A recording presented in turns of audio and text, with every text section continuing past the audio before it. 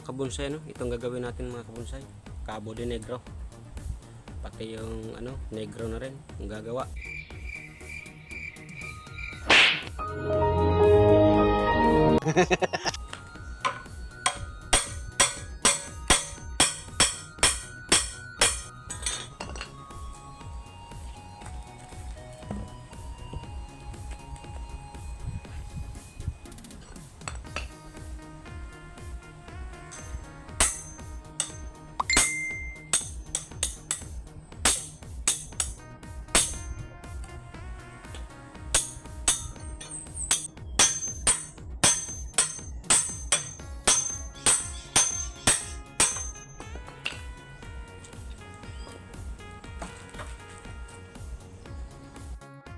So yan mga kabonsay, ito na nga pala, 4 na piraso mga kabonsay.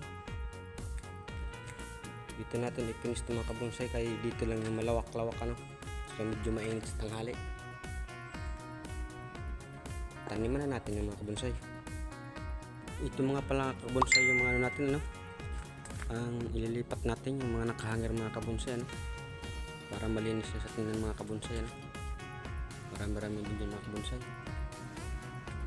Parang hirap i-file nito mga kabonsay, gula-gulanit.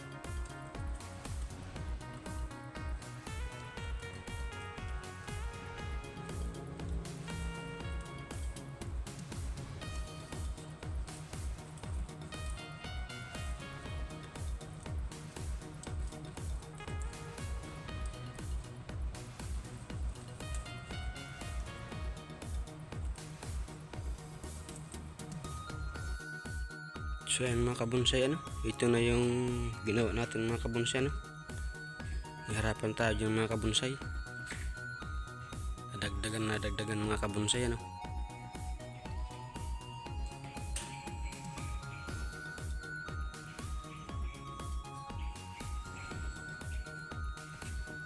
So yan mga kabonsay, hanggang dito na lang muna mga kabonsay. Maraming salamat kabonsay, at God bless you all mga kabonsay.